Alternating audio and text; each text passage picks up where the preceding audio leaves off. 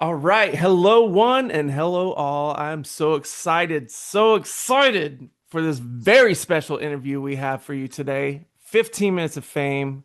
We are so proud to welcome an independent artist out of Pennsylvania who has released 40 albums, count them, 12 of them in 2025. He's released nearly 140 singles and EPs. This all from an artist who's only been actively publishing the recorded work since 2022. He is a spoken word poet, an activist in his community, a civil rights warrior poet, and a person I am proud to call my friend. Give it up for the one, the only Circumstantial Saint. What is going on, Saints? Wow, What's man. up, Thank you man? for that intro. Yeah, man. The legend proceeds, man. That is, yeah. Dude, how is it going? It's going great. As they say, when you're busy, that's a good thing. Yeah, And I'm incredibly busy as of late, so I feel honestly grateful and blessed. totally, man. Yeah. Awesome. I hope that busyness is new music on the horizon. So, Something like that. Something yeah. like that. Awesome. Well, good to hear. Well, as we kind of get into this, I just wanted to start out very quickly. I wanted to formally thank you in front of everybody that's going to watch this interview. I want to formally thank you for your contribution to Evaporate. For those who aren't aware, Saint here featured on the last song of my recent released album, Survival Revival. And I wanted to kind of start because this is going to kind of go into like some of the process of the Saint that I want to ask about. I wanted to start and tell a quick little story about that. So I reached out to Saint to ask if he wanted to record on or if he wanted to be a feature on this song. And he shot back that day. He was like, absolutely. So we exchanged emails. I sent him the file. The very next day, Saint has the song sent back to me, mixed, multiple vocals layered, mixed, production to a T. What you hear of his vocal part is what is on the album 1 day later. So seeing that, I have to ask, what was that process like to have that turnaround be so quick and for it to be so well with the concept of the song, like the poem that you produced and everything, it just fit perfectly. So, can you walk us through that day, like working on that song? Uh, I mean, I yeah, well, that's just a normal for me, I guess, and not even to brag or anything like that. It's just um I'm just very intentional and present with I try to be with everything that I do. And I I guess I should say that my excitement was showing because I was extremely honored to be Man, asked to do that. And so maybe that's also a reflection of how serious I took the ask, yeah, because I was just so like, oh my goodness. And so it's like, yeah, I'm doing this, but also with the same respect and treatment that I give to anything else that I do, which still has that same turnaround rate. If and if I don't, like some things I do take time to marinate a little bit, yeah. and I'll ask for a time frame or I'll give myself a time frame. But in that particular instance, um, I knew what you were asking of me, and it came, it was there, and I just blurted it out and sent it. Like that's just me. It's perfect. And maybe, like that song was so applicable to, like the times and everything. So maybe it was Yeah. easier to, resonate than I was giving it credit for. But honestly, in the back of my mind, I did want it to be a more general message. And I feel like in the back of your mind, you understood that and you kind of Mhm. went that way as well, too. And what was so funny is there was another feature on that song, Uda, he kind of did the same thing, man. Like you both honed in, and so maybe it was just like the music gods were like, yes, all three of you, man, like we're gonna connect those brains, and stuff. But it actually that turnaround, I don't think it's a fluke because as I mentioned during your introduction, you've put out like an incredible amount of work over the last, 4 or 5 years. And so this actually kind of ties into my next question, which, like nearly 200 published works since 2022, if you include the 40 albums, and I think it was like 138 or 139 like singles and EPs over the years. So from the time, and granted, like some of that stuff is, like some of the singles are going to be on the albums, and I understand that, but that's still, that's an impressive catalog. Um, So I will say, and wow, because I'm doing my best to like catalog things for my own personal usage and keep up with like everything that I'm doing, even unreleased stuff, right? But when someone else says it, it's like, wow, I've done all this, you know? But I will yeah. say that like when I do a single drop, it actually is a slightly different version than what I put on the album. Like I always Hmm. purposely do that. Oh, okay. Um, so I do kind So they of, are unique. Yeah. yep. Wow. I mean, dang. That's, I gotta take a minute to process that for a little bit. And I guess that kind of, like that answers something else I was gonna ask. Like, like what, as far as like your turnaround process is like, do you, end up, releasing most of the stuff you record, or do you have stuff that, you kind of bag or maybe shelf it for like a later point in time as well too? So yeah, when I first started out, I was just proud and just salivating at everything I Hmm. made. And so Yeah. I put like 95% of the stuff I recorded on site like out. But as time went on, it was more about what I felt like, is this ready for the world to hear?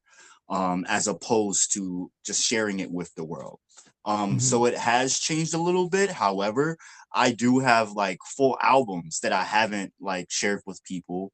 Oh my And then I do God. have like I have maybe 5 or 6 full albums specifically only on Bandcamp that I haven't put on all other Oh platforms. wow. Wow. Um, and it's like, for example, because I released like 12 albums in 2025, uh, I after the Fall of the Empire series, Hmm. which I'm still in the midst of promoting and releasing videos and things for.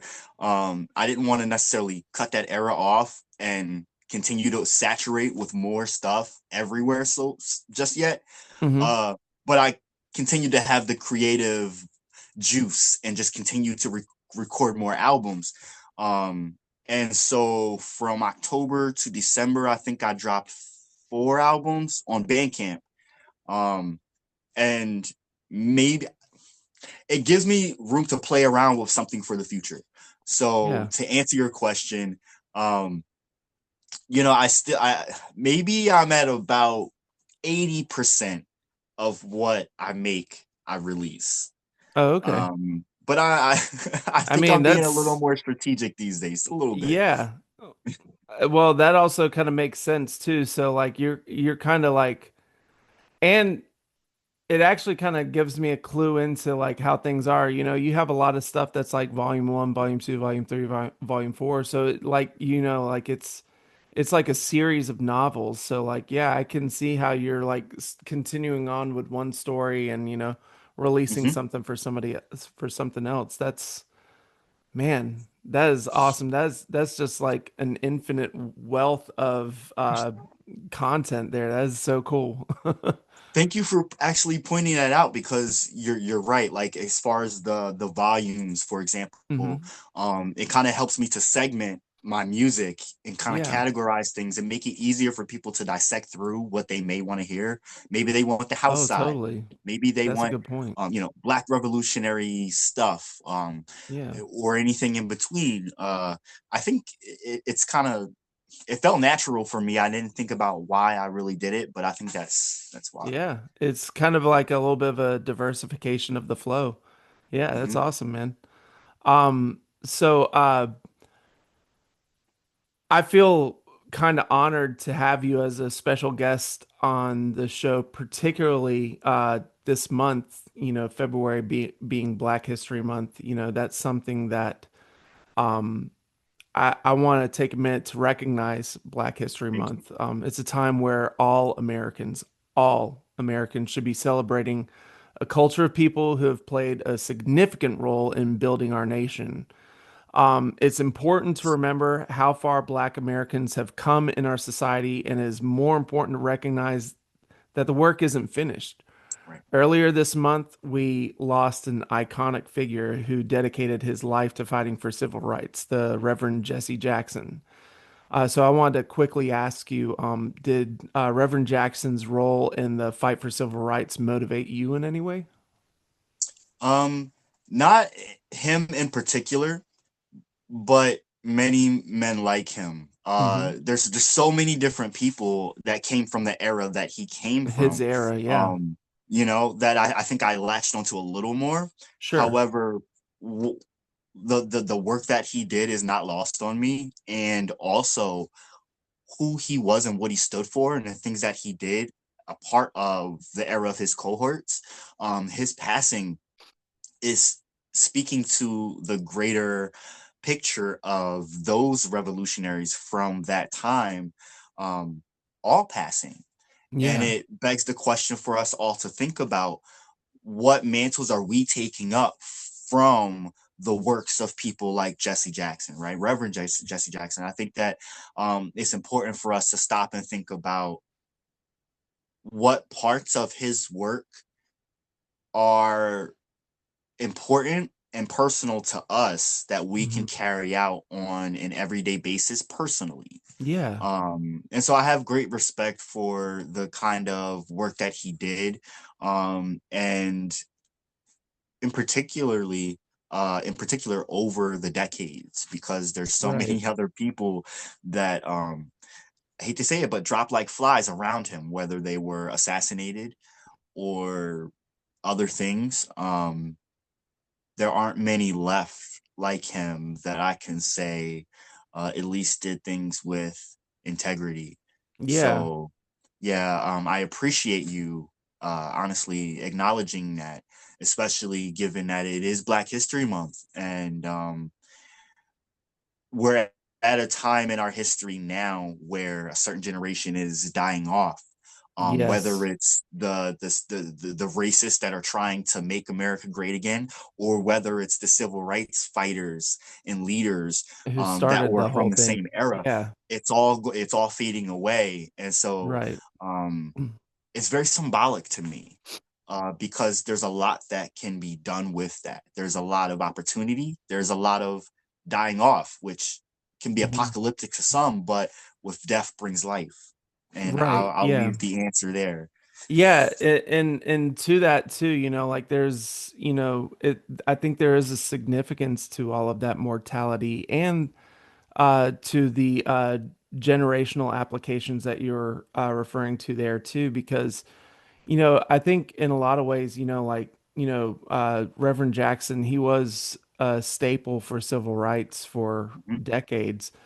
mm-hmm, But maybe because of the generation that he came from, maybe he didn't get everything right in what he right, was doing, and of maybe course, the civil rights fighter Reverend Jackson in the 21st century, maybe he wasn't as pivotal as, the civil rights fighter Reverend Jesse Jackson from the 20th century. right, But uh but I think what you said, like the notion and the movement that he inspired, like that is more inspirational, and that's kind of, I think, what people strive to be, like you don't want to be remembered as, yeah, that guy that said that thing. you want what you said to be remembered and for that to be the inspiration that carries on through. And and it should also be, it should transcend those time lapse too, like it should be able to carry over and become something new when somebody else adopts it and, brings it to their generation. So I really, really appreciate how you said that because I think you're exactly right. I do think that there is an important thing to understand about, like me personally, like I'm kind of, like loving the idea of some of the boomers, like bowing out of their mortality, like take your bad attitudes with you, like not to, Mhm. I'm not, trying to be so pessimistic to where I'm saying, I'm wishing death on people, but like I do Or wish some advocating for death at all, no, ideals, but yeah, I right. wish some ideals would die off for sure. Yes. But then you pointed out though, like, well, this isn't a fight that we started today.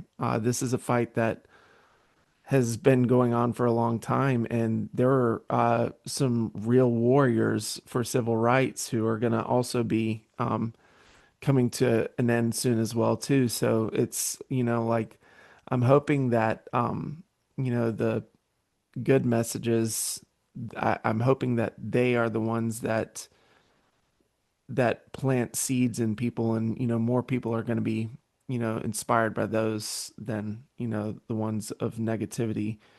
Right.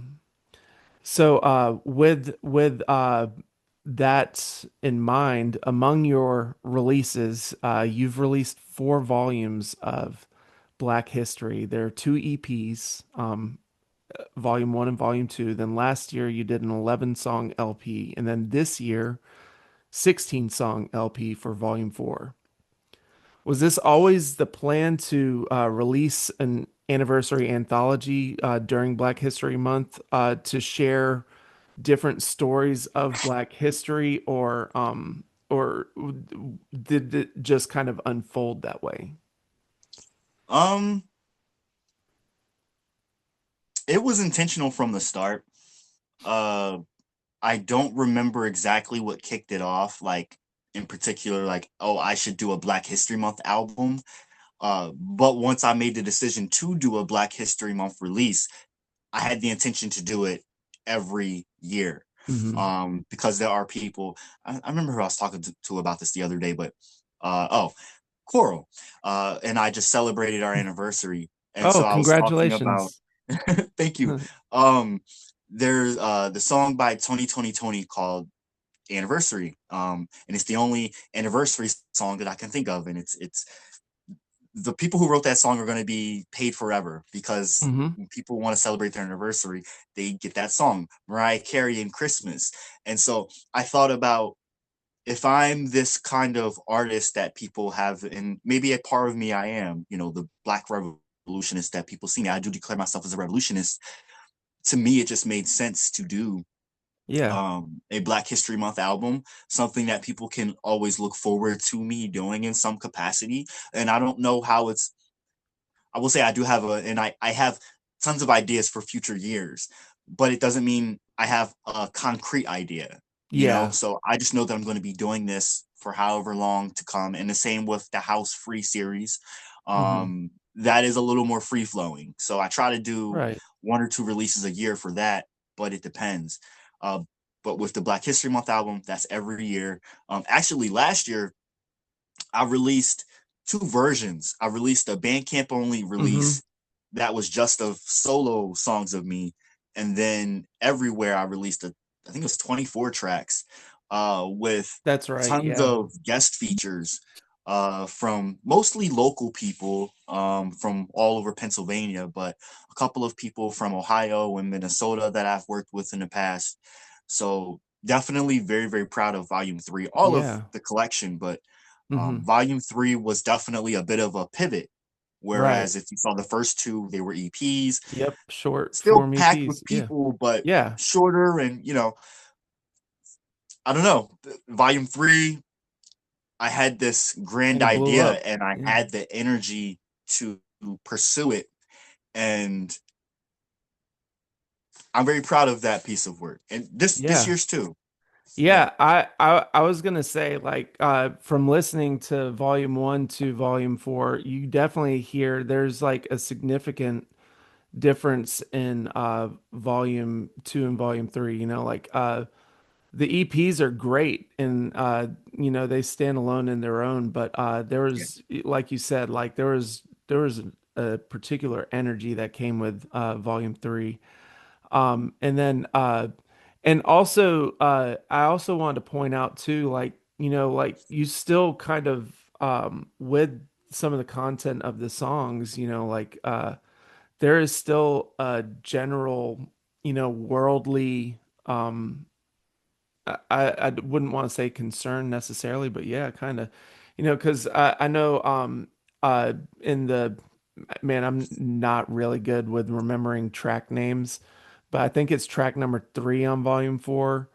The bomb, shoot, Paid for by the American. paid for by the American. There you go. I knew it was like began with a P, but yeah, that I mean, you've very obviously you've been outspoken about the genocide in Palestine and Gaza and everything, and paid for by the American. Like I think a lot of that song really resonated with me too. What's going on over there and everything, and how we have people over here that are, celebrating that going on while our president is talking about turning that into like luxury real estate. Like, what the fuck is that, So, but yeah, Mhm, like, the mhm. whole point, what I'm trying to say is like, like it's broader than just Black history, like like you have an awareness for all culture because all culture is our culture if you're Yes.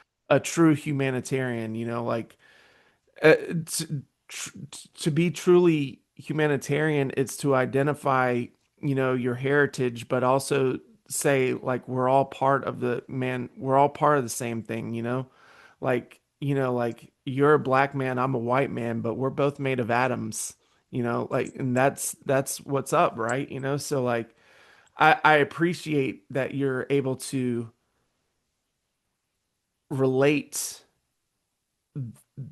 that specific story, but you're able to broaden it to, the global scale that you do. And I think it's so fascinating how you do that. And I wanted to ask you, like, so I know that there's cultural significance to each one of these releases, but is there anything chronological to the releases, or do you feel like they kind of these songs, do they kind of tie into like current things that are happening within the year? Is that kind of like how it goes? Like it's kind of like a retrospect of the year that you're recording about, or No. So the and one thing I want to say is I've realized that even though each year has its own energy, there yeah, still is this root level that I want to maintain, this core that I do want to maintain having. right. However, uh, no, maybe energetically, it is a mirroring of where I Mhm. may be personally in my Sure. life at that point in time. But that's it. I think that I think especially from volume three on, I have realized that this has become, for me personally, a an experience of retell or excuse me, an experience of telling history in ways that I think people may not have heard or miss, and putting it out in the format of poetry and music for people to consume instead of just simply reading a book on a particular thing. I'm talking about a number Yeah. of different things. I'm connecting a number of different things. And so each year might pivot to different things. So, excuse me, for example, Yeah. this year is actually inspired by uh, in May, I will be performing as Langston Hughes, taking part of. Yeah, I'm really That's excited. cool. we have this is the second year of what's called the Lancaster Living Poetry Museum. So imagine like a poetry crawl, kind of like a bar crawl. You go to Oh different my venues God. within downtown Lancaster, and you watch poets come to life, whether they're passed away poets or living poets. Some people are portraying living poets. So I'm portraying Langston Hughes, and most people think of Langston Hughes in the sense of the Harlem Renaissance. Mm-hmm. Uh, and that's how I was introduced to him as a kid. My mom would read me books from him, and then as I just took to Langston Hughes, she would just buy me more books from him, and it was literally I would carry it around. I have always looked up to Langston Hughes and loved um the way that he would speak about things. There's a lot of different things I love about Langston Hughes, but Mm-hmm. what I sought to do with how I'm portraying him, um, and to get more into the role, and through doing research, I got inspired by a lot of jazz, a lot of folk, a I lot of can see funk, a that. lot of Yeah. blues, and thinking about, okay, people think about him with the Harlem Renaissance, but I in particular kind of want to talk about the 30s into the 40s, because that was when he actually became more socialist, became more communist. He went to Spain during the Spanish Civil War. He went to the USSR. He went to a lot of different places as a Black American, had a perspective of um, more of an understanding of what equality could mean to someone like him, more of an Mm-hmm. understanding of the actual complete system, the empire of which I talk about in a lot of my music. And so to get deeper into the role, I said, I want to let this inspire me with this year's Black History Month album. And that wasn't enough. What I actually did was release a cover album of Langston Hughes poems, that I went a little deeper into the music, on the sound of the music. But with the Black History Month 4 volume, it's deeply inspired by the Harlem Renaissance, by Langston Hughes, by the origins of many of the American genres that we enjoy today, are inspired, are were engineered and created by Black people, by Black musicians. And we don't necessarily give much credit to it because a lot of that history is subdued. Um, People can talk about, for example, and I'm not discrediting his discography or his what he's contributed to music at all, but like Elvis is a great example of someone Mm-hmm. that did take from Black people. Pulled He was from inspired blacks. from Yep. Black people, and Mhm. he said this, Yeah. and he's not knocking it at all, but Right. he did also talk about how he contributed to the very things that a lot of other musicians just outright did and did not give credit to Didn't give whatsoever, credit. right? Yeah. Like Yeah, and Little so Richard. How many times did Little Richard get passed up? Yep. thank you, By and we Elvis can, too, I think, right? I yeah. think, yeah, because wasn't I think Elvis used to open up for Little Richard back when they Mhm. started, like when Little Richard was just like a first name, and Yeah, like uh Elvis was really into his music and he used to like perform for him and stuff. yeah, But so yeah, absolutely. yeah. Yeah, and Like, that's just to name one. Yeah.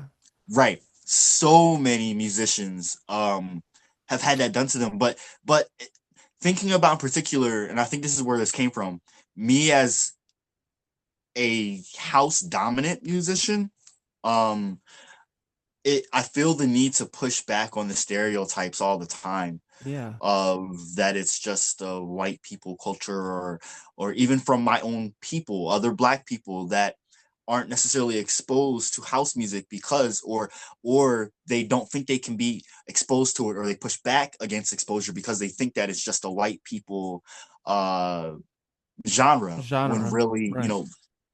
Black people from Detroit and Chicago really brought this up out of disco. And where did disco come from? And we talk about jazz Hmm. and blues, and there's so many different inspirations. I really wanted to use that as the meat and the bones and the talking points of this year's album. So that's a different kind of telling of Black history that I really didn't dive Yeah, into prior to, totally. right? So it opened up my perspective on what I can actually do with this specific series. Each year will be a retelling, of talking about Black history, but just in different formats. Next year might be art based. in its entirety instead of music based and genre Hmm. based, you know. But thank you for actually asking all of that, because Yeah. uh, for some people it may not be clear. For some people, they may not pay attention to those nuances, but uh, I think it matters. It It matters for does. myself, and so I do want people to pick up on what I put down, pick up on the little details between each year. And it's not Yeah. necessarily about growth in me or anything like that. It's just about how I want to retell history each time, not in a false way, but deeper into stories that don't get touched on.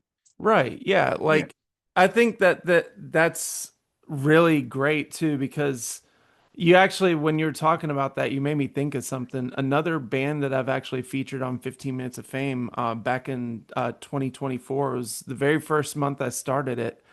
There's this band out of Georgia. They're called The Paradox. And in February this year, they became the first ever all black rock band to hit number one on a Billboard rock chart. And on one hand, to kind of what you're saying, that needs to be celebrated now. yes, But it's also important to tell the story of the history of rock and roll because when you think about it and when you understand the history of rock and roll, people like Little Richard, who pioneered rock music and never won a Grammy. Um, right, that is another story to be told. There are so many other people. Little Richard had a name. Elvis also took from guys that we don't know the names of, you know. right, To your point, I'm not trying to slight Elvis because I think right, of all the people from the 50s and 60s and 70s, he wasn't he was an ally, I think right, more than most, right. but I think, you know, there are so many black artists from that era who we don't know their name, you know, Yep. who could have been, you know, sensational, but they weren't given a chance because they were black, you know. Hmm. Um, you know, we had successful black artists from then, you know, Ray Charles, Little Richard, you know, those guys, but there were so many more that didn't get to tell their stories because of Right. the color of their skin, even though they were way more talented and they were inspiring the people who were being put on television and on the radio and things like that. And all those people were all they were doing, you know, like because you can look at rock and roll, you can look at folk music, you know, like people like to talk about how country music and you know this and that uh it was generated by white people. No, that is not the truth. The banjo was invented by a black person.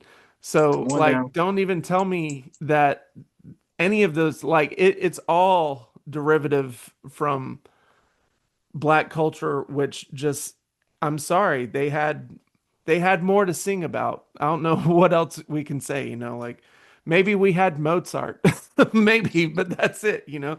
Like everywhere else, you know, like everything contemporary, it came from other places, man. So Yep. before we move on to another topic, I wanted to ask one more question, one more kind of cultural question. So because I also think that this is really important.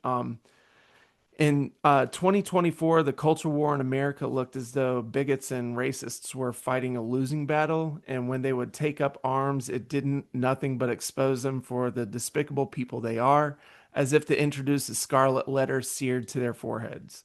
Now in 2026, it seems like in many ways the war is being fought with more intensity than there ever has been. How harmful has the second Trump presidency been to equality? Is this a setback that can be erased by the next progressive administration, or do you think that this is more complicated than that? I think this is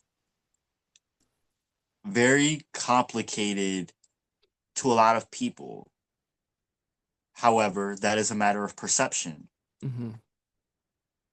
A lot of this could end if we just did a few simple things. And to a lot of people, those simple decisions are completely terrifying. And I totally understand that. Uh, but I don't think that this is something where we currently are under this current administration cannot be solved by the next administration.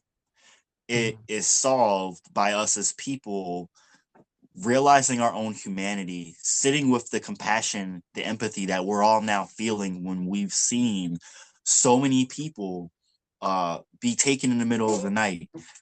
More importantly, I think that when someone sees something terrifying happen to someone that looks and feels and acts like themselves, sometimes that's all it takes for change to happen.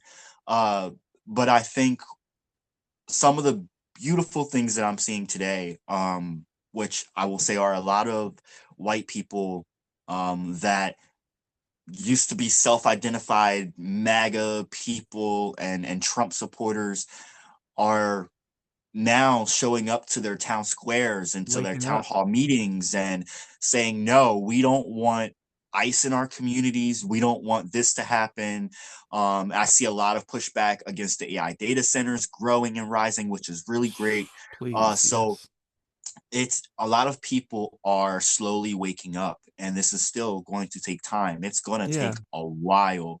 And so what I want to say is for people to encourage that, egg on that growth. It's going to take time, so do what we can to not diminish that growth while still also being firm and steadfast, taking a firm stance against the ones that are not there yet, may never get there, and that are Right. actively harming and causing violence to our community. So we have a dual edged battle that we're kind of fighting against. But with one hand, we cannot be violent or condescending or demeaning against the people that need time and space to grow, to come to the conclusion that many of us did in 2024. Right.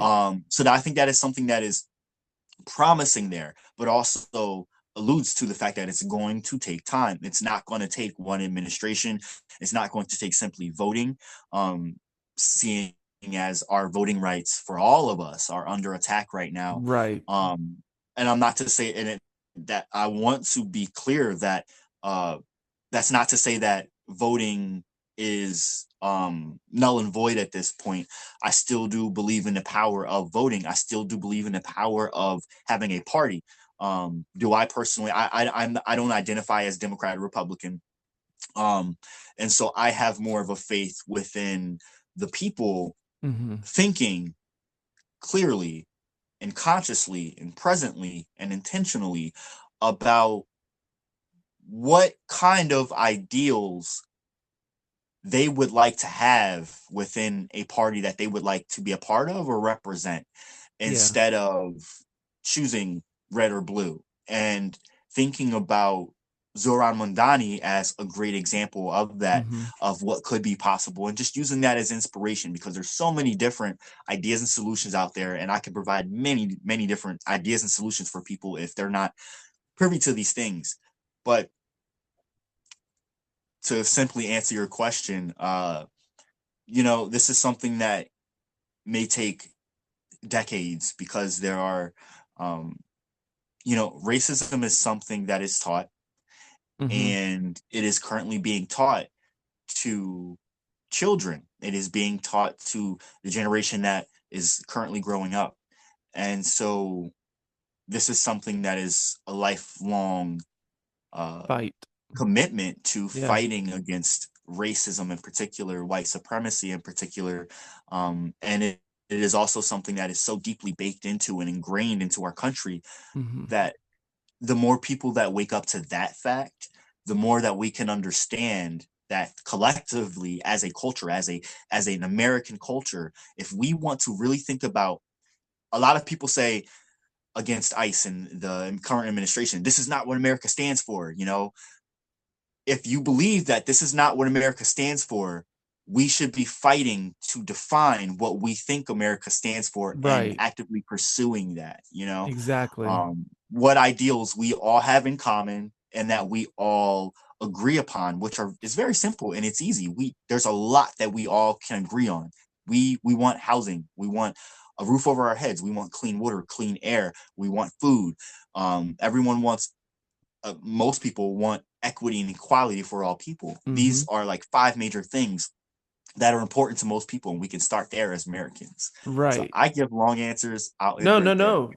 That's why I was actually kind of hoping for a long answer. And you brought up some really great points too, like you can say what you want to about our founding fathers, but individually, they were kind of closeted, despicable people. But like as a collective, when forming a government, the way that they kind of kept everything open and up in the air, like I think it was kind of brilliant in a manner of like, it gave future generations opportunities to really shape and mold our nation, but it also kind of opened a door for, some of the divisive things that we see happening today, to take place as well too. And I don't know if that was their intent.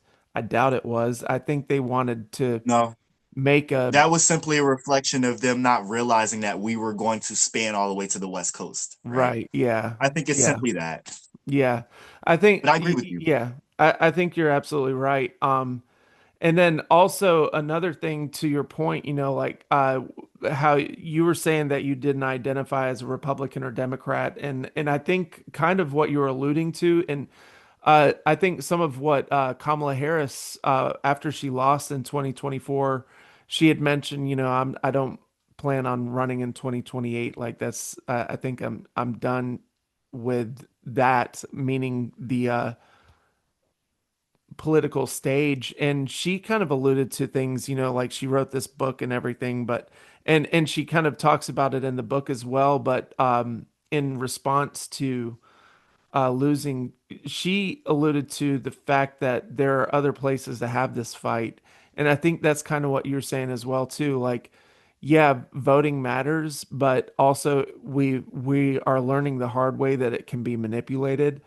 And there are other places where we can affect change, and that's like on the street, like Yes. talking to, people in conversation with your families and conversations with your friends and things like that, and I find it there's things I struggle with, like I kind of took it personally offensive when I found out some of my family voted for Donald Trump, and I don't speak with him anymore. And I'm not saying that that's the right thing to do. I'm not saying that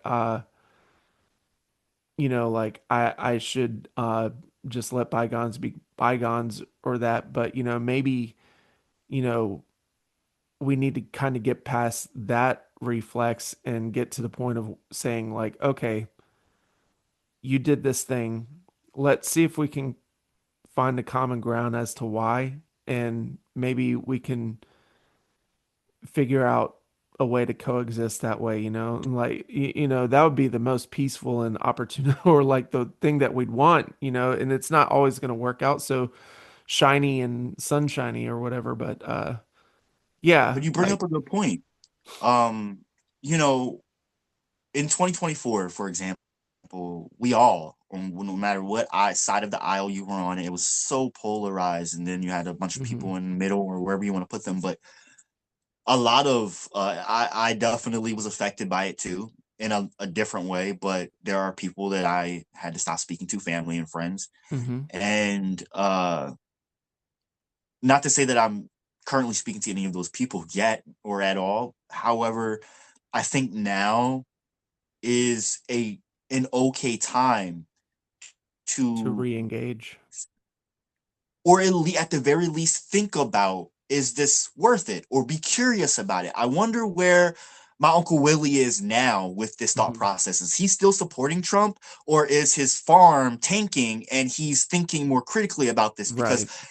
this has affected so many people that voted for Trump that now are not so in support of him at all. And come on, now Epstein files has Yeah. changed a lot Yeah. in itself. That's just one aspect, right? You could take Right. the the farmers being affected by the Tariffs. tariffs. Then you can take ice. So there's all these different things that are affecting, and AI data centers that are affecting so Right. many different pockets of people that weren't critical of him before and now Yeah. are, that I think it's at the very least okay or worth thinking about for people to wonder, hey, I wonder where they are in the thought process of this. I should reach out. And if you get that kind of pushback, hey, it's cool. Do what you want with Right. that, you know? But I think it's worth, at the very least, I think that it's okay worth asking now, just because there's so many Finding people those that have really, compromises. Yeah. I keep Right. reading more and more articles about towns in the most rural of places that have high percentages of voting for Trump that are now Bankrupt. speaking out in opposite formats and Hmm. showing up to town hall meetings and questioning ICE contracts in their municipalities and so on and so forth. Like That I all think of the when Midwest. Yeah. yeah, yeah, yeah, man, especially the Midwest. I think that's the Yeah. hugest The turnaround farmers. actually. Hmm. Yeah. And so I actually was reading a particular article about West Virginia in particular, Hmm. that had me a little shocked. Right. However, I'm rooting for Appalachia hard. Yeah, man, me Uh, too. That you know, region's real special to me. Yeah, so I hear you on that. hmm? When you I think would about love the to flip roots, that. Yeah. yeah, you think about the roots of working class people in Appalachia, and you think about how, and this is my own personal opinion, people, but how many people were duped by the current administration and things that they Hmm. promised, for example, um, and now starting to come around, and realizing the devastation that has been caused because of this current administration. Yeah. Um, I have a lot of hope that us as people in general, but the entire region can hopefully bounce back from this and see that there are other ways of an out from the kind of promises that he made to the region in reference to like coal, for example. Yeah. Coal And it's miners and easier said than done from loggers. someone that's Yeah. living on the outside, right? Right. Uh, so I want to be mindful of that too. Every region has different local things that are deeply ingrained in the culture, and if someone came to Pennsylvania and took away something that I'm very proud of, have a Have a lot of problem with that, right? I would have a Yeah. lot of harsh things to say. So, I want to say that, but when it comes to where we are now, um, there's a lot of things that I think a lot of people are questioning, and for us to give grace to those people questioning those things, and it's okay for us to question how we interact with though interact in those scenarios. Yeah. Totally, man. Totally. Yeah. Good answer. That is perfect. Um, so we're gonna change gears here a little bit Yeah, and kind of go back to more of a music direct line of questioning. In addition to your poetry, you produce all of your records as well. Is that correct? yep. Yeah. What first got you interested in the production side of your your recordings? Great question. uh the very first release that I did was what ended up being like a collaboration album, like a duo album with the person that gave me the music bug, like officially said, hey, he asked me, do you want to, you're really good at, because at the time I was heavily involved in activism and speaking at all kinds of different marches and protests and events. And he's like, do you do poetry? I'm like, I've been doing poetry my whole life.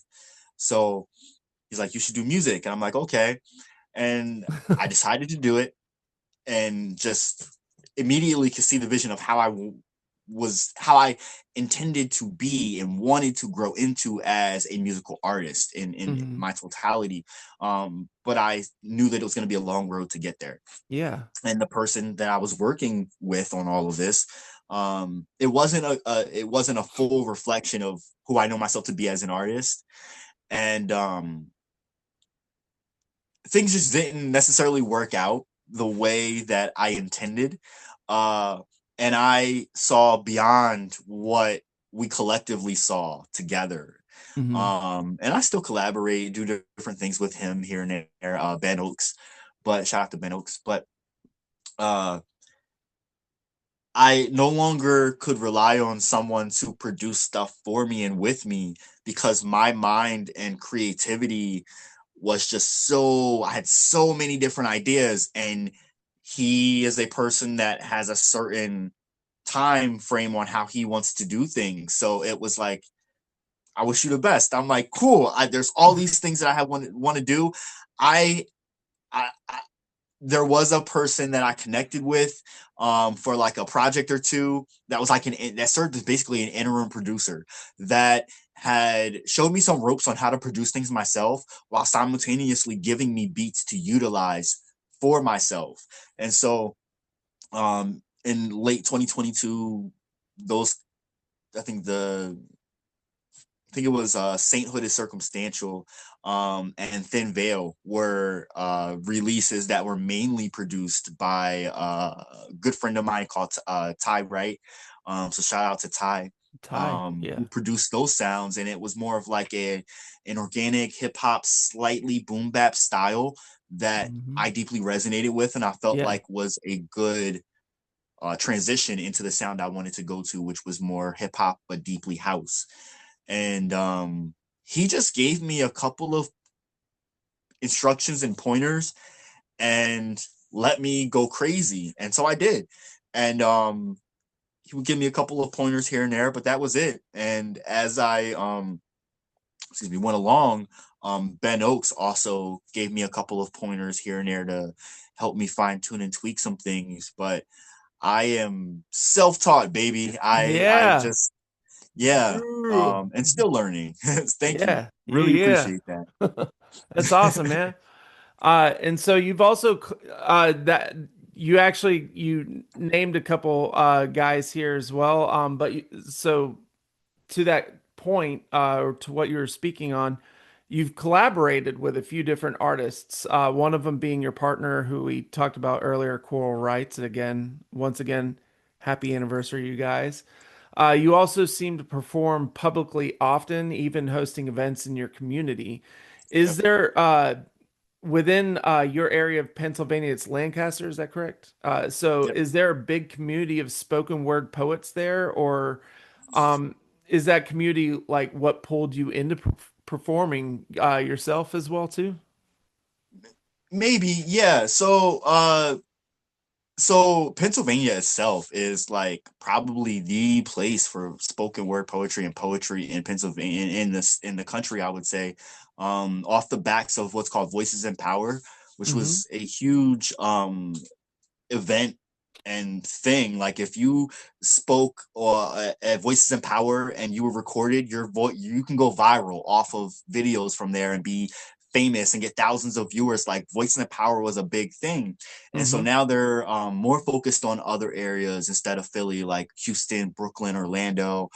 They're based in different cities, but I think because of that and because of all of the art and creativity, the home base that Philly has always been and known for, and just resistance and radical and just everything that Philly stands for, it becomes a great springboard for people in the entire Northeast, and specifically tri-state region, in cultivating and honing a lot of different artists and different types of artistry. So within Pennsylvania, we have a lot of mid-sized cities like Lancaster, for Hmm. example, um, Reading, Allentown, Harrisburg, Scranton, York, Chester, that all have their own little scenes of Hmm. spoken word poetry and art and music. Lancaster, in particular, it is it's so small. It's 2 square miles by 2 miles by 2 miles. It's really small footprint, but packed with So many thousands of people. people, and so it's a rich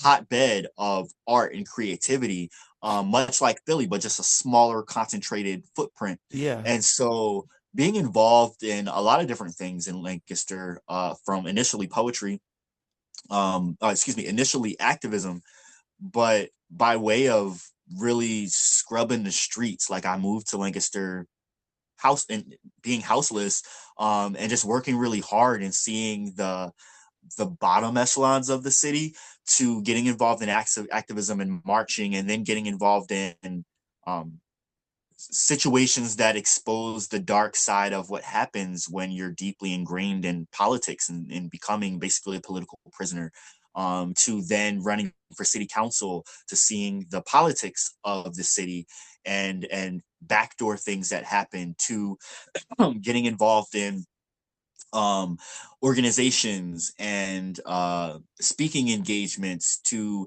getting involved in then art and music and poetry.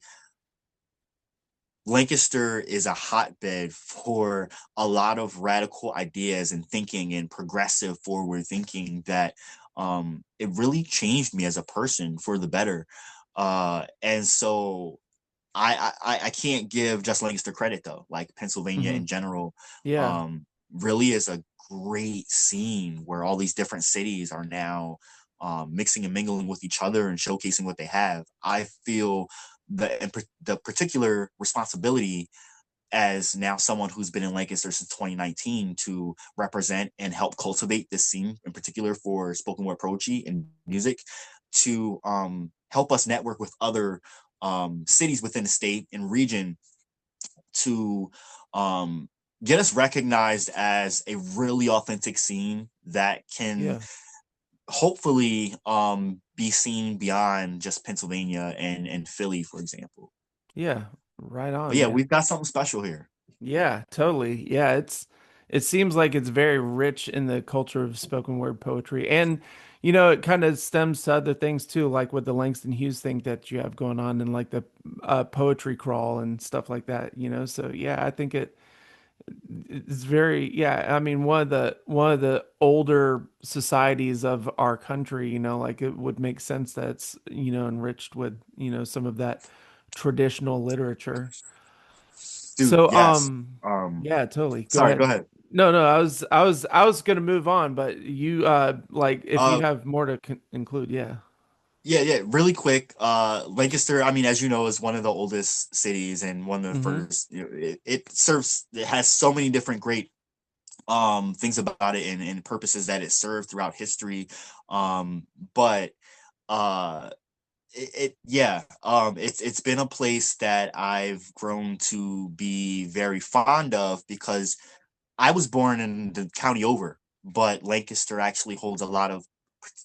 County holds a lot of history, in particular to American history, by way of the Christiana resistance, for example.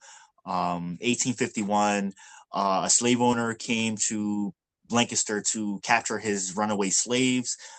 They killed him. They were put on trial for treason. They were acquitted of all charges. The South was up in uproar. The son That's of amazing. the slave owner was roommates with John Wilkes Booth, and that's Oh what shit. prompted him to be angry and assassinate Abraham Lincoln. Lincoln. Lancaster County is rich in a lot of history that I think is also reflective in the way that we put out our art, portray our art. It is a very old city, and so I think a lot of us reflect that in what we do, how we exude ourselves. And it has been voted, I hate to brag, but not really, but Lancaster's been voted like the best like American city, the best livable city, and all these things for like over 10 years. Yeah. So it really is an anomaly in sense of the kind of things that it provides. Lots and lots of small businesses that thrive and do very well. That's It's a very incredible. walkable city. It's a lot of things, but yeah. Yeah. Awesome. So, maybe actually that will kind of tie into my next question here. So, outside of your music and your poetry and all of the things that you do that like stem into like your activism through your society, what other things do you kind of enjoy doing? Yeah. I mean, obviously, I'm passionate about inspiring and helping the Yeah, world and making people aware in subtle ways about how they can help change the world just by being their unique selves, right? sure. For me, that's something that's on the mind all the time in the sense of how am I creating a legacy for people to adhere to, in the sense of like Langston Hughes or W.E.B. Du Bois and so many people before me that um, I don't know if they thought about their legacies or not, but I do. Um, and I spent a lot of my life what doing what felt like just wasting away and Yeah, working minimum wage job after minimum wage job and going home and just like playing video games that I don't and watching Netflix that I don't and no knock at anyone that does that. Uh, but I don't do so much of those kind of like recreational activities anymore because I don't know, maybe I'm it's making not up as for lost enriching. time. Yeah, It's hard. However, I think that the poetry and the music and producing music especially has become a great outlet in the same way that like I will forever be, and one of my favorite things to do is build cities. So Mhm. one of my passions, I'm a huge nerd, is geography and Yeah. maps and making Mhm. maps. And so like growing up, it was SimCity, and then now it's like City Skylines. I'm a huge fan of, if anyone's familiar. Mhm. I am a huge fan of like just architecture, city skylines, and anthropology, just learning about different cultures and the differences between regions and what makes them unique is something that I really enjoy. Yeah. History, something I Mhm. really enjoy. And maybe in some fashion, me as an artist, all these things kind of do shine through. At least Yeah. I do my best I can to. see that. Yeah. Absolutely. I definitely like when you describe that, like I can hear that come out in the music, like you're very well versed in like culturally like adept to all these things, I can see where like it's a genuine interest. Like people don't learn these things just to be like, maybe this will come up in conversation one day. No, like they learn it Right. because they're interested in it. Very like from a young age, I always aspired to be a journalist, Totally. but I I never used thought to kind of. of want to do that too. Yeah. Mhm. Yeah, I never thought of being a corporate media, legacy media kind of Right. journalist. So I think I never really thought that it could be a thing. But in 2020, in light of everything that happened, that's where my activism really took root. And the kind of focus that I did was I created a platform called the Leon Block and um, went from place to place reporting stories, or I interviewed impacted families, mothers that had their sons killed by police or who lost their sons by being killed by police, Hmm. and so on and so forth. I would film marches. I would in Akron, in Minnesota, Minneapolis, Chicago. I went anywhere I could, um, trying to raise awareness and um, give the actual truth and narrative to things that mainstream media doesn't like to put out. And I think my passion for investigating things and putting things out in a way that usually would get drowned out, providing another source of information for people to pick up, is a deep passion of mine and something that I really enjoy doing, whether it's just writing a blog entry, an article, sharing a post from someone that could put something more eloquently or more blunt than I could, or writing a song, making a beat that can emulate something, or just simply producing it for someone else that could put words to a beat better than I could put to it. Hmm. Um, so even though like a lot of my work, a lot of my time is taken up by my work, and for some people they may view it as me not having fun. Um, if I'm passionate about something and I'm really enjoying it, for me, that's all that matters. Yeah, totally. You can't have the revolution without joy, and so I Right. really do take pride in um, enjoying everything that I do. One last thing is that I love to hike. I love to bike. I love being outdoors. I Hmm. love being in rural areas just as much as dense cityscapes. Yeah. So I love that juxtaposition, and I've lived in all different kinds of areas that have given me a great appreciation for all different kinds of areas. Yeah, totally. I dig that as well too. All right, so I've got one more fun question and then Yep. we're gonna get on to the next part. I'm not gonna tell you guys who it is. All right, so I used to tell people that one of my guilty pleasures was that I loved Arnold Schwarzenegger movies. It didn't matter how awful the acting was, how ridiculous the storyline was, or anything. It almost seemed as though the more terrible the movie, the more I enjoyed it. Do you have any guilty pleasures that are like that? My guilty pleasure is okay. So, uh, the two candies that everyone hates. Can you guess what they are? Licorice or No, let me see. Hold on, I can do this. Um, hmm. Is it something with cinnamon? no, wrong again. That's interesting. Dang. All And right, when I yeah. say this, you're gonna be like, oh. So I love, love candy corn and circus peanuts. Oh, I love both of those too. Maybe that's why I didn't because I love every year, I get candy corn around Halloween, and my wife's like, "What are you doing? That's nobody's gonna eat that." I'm like, I "Bet." will. Yeah, right. And circus peanuts too. I absolutely love circus peanuts. They're marshmallows, man. You can't go wrong with marshmallows. Exactly. Exactly.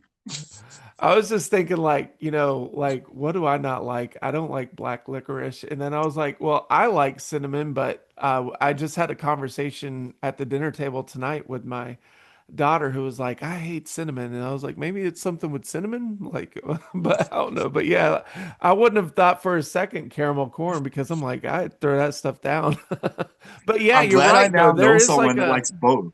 yeah, it's crazy though that you said that because there is like a collective force that is against these two candies, and I just want to be tell everybody like leave them alone. We don't need them. Don't take those away from us too. Right.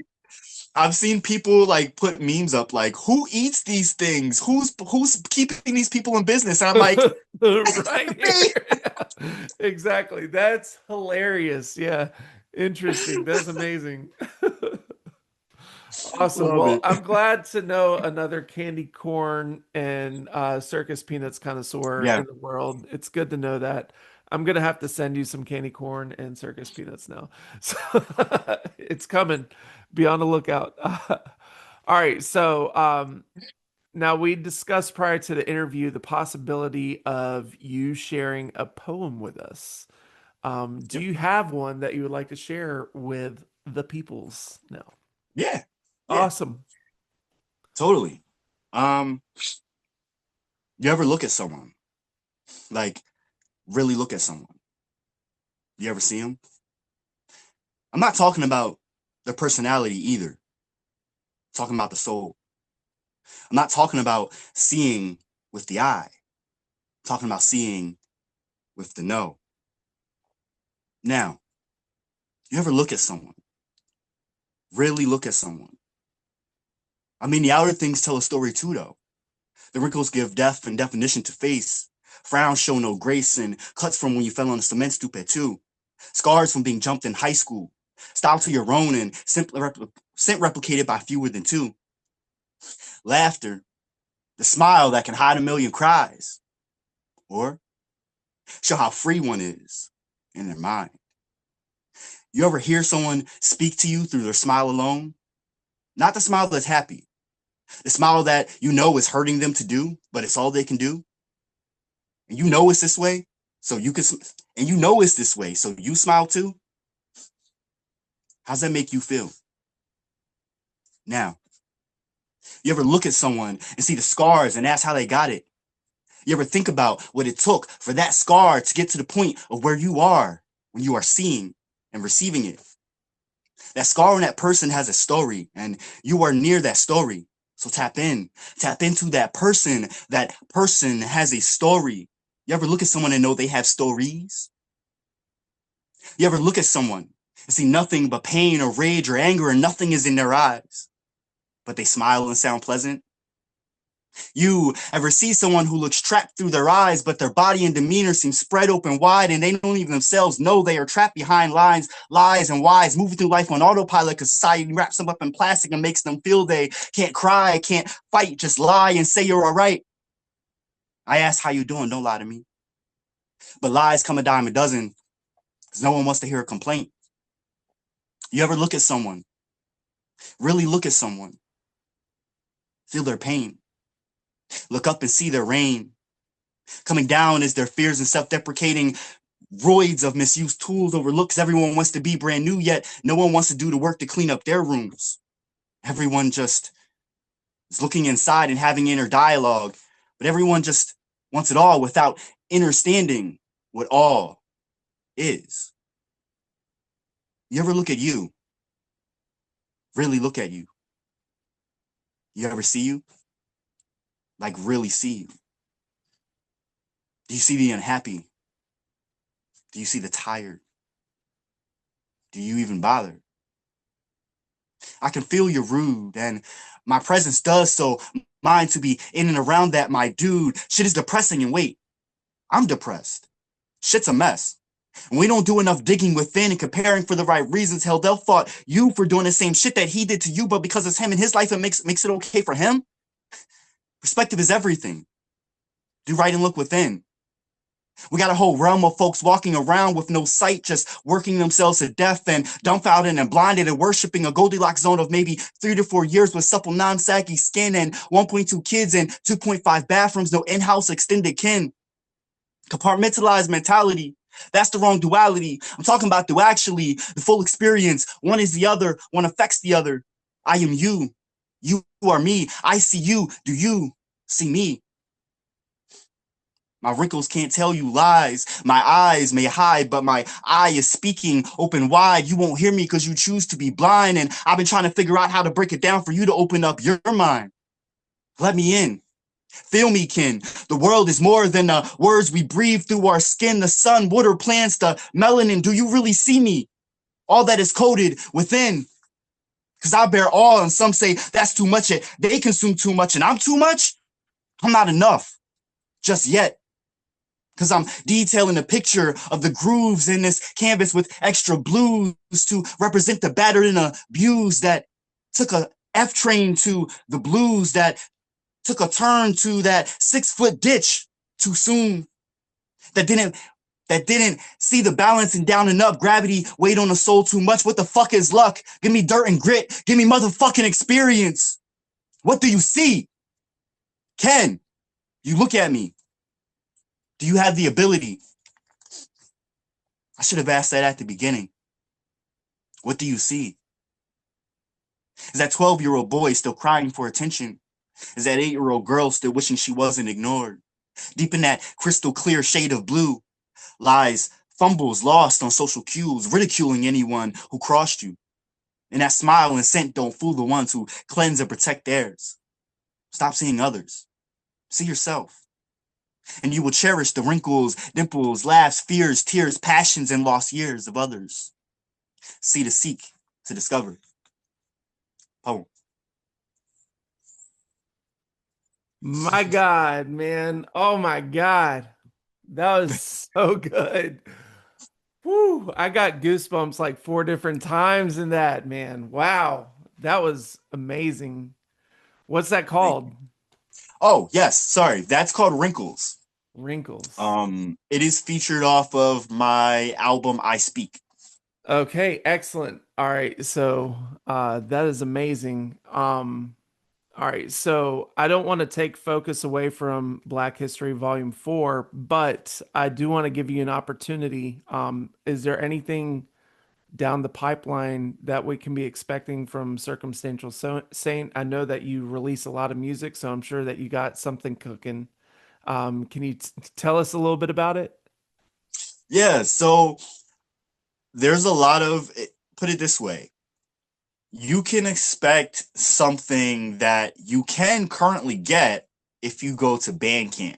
What I'm going to do is sometime this year after May, maybe summertime, I'm thinking of dropping an album that is an amalgamation of some of the albums that I released to Bandcamp only last year that the masses have not had the chance to hear yet. Sure. I'm really excited about a lot of different songs from those albums. So what I've been doing is working out uh, exactly which ones I want to put on a major album, and then I'm going to record a few new ones to kind of tie in.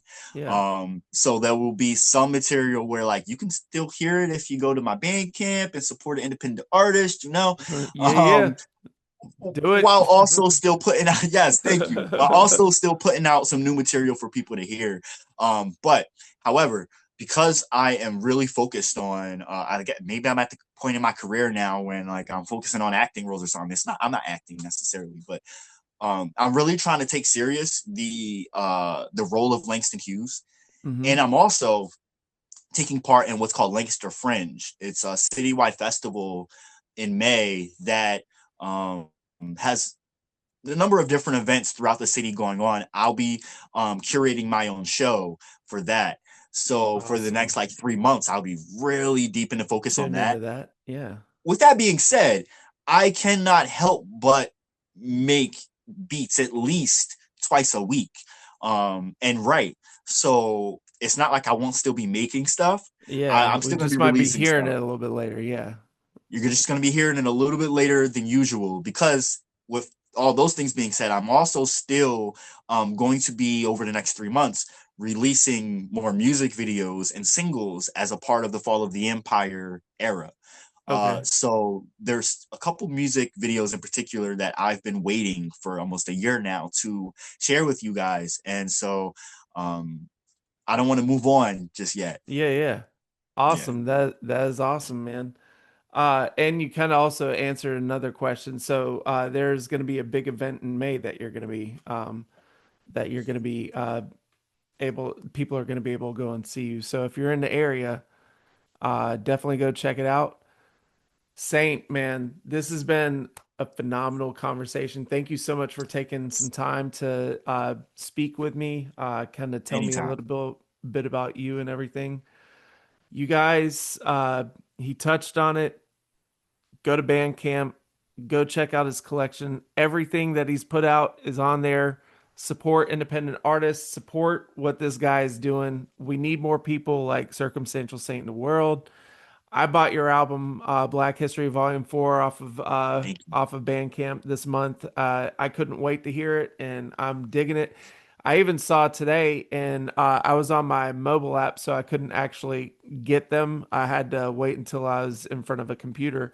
But he's even got singles that are for free on there, so you can go download stuff for free. I mean, I'm not telling you not to give somebody some tips and stuff like that. Make sure you hook people up. You know, we gotta independent artists gotta eat. Right. But if you're hurting to spend money on music, you know, you can download that stuff for free. Yep. And he's also available on Spotify, Apple, everywhere that you stream music. This is somebody that you need in your regular category of playlists all day, every day, no matter what app you are on. You need to be Right. listening to Circumstantial Saint. Go to YouTube, watch the music videos too. They're inspiring. Make sure you also check him out on his socials, Instagram, Threads. He is always going to be preparing you for some inspirational stuff. I love following this guy around. I know that if you guys do too, you will be just as in love with his art, his legacy, and his activism, just as I am. Saint, it was a pure honor and privilege to get to speak with you today. So thank you again. Likewise. Yeah, man. I do have a catchphrase. It's not "I'll be back." uh, Make sure you guys don't forget, go press play.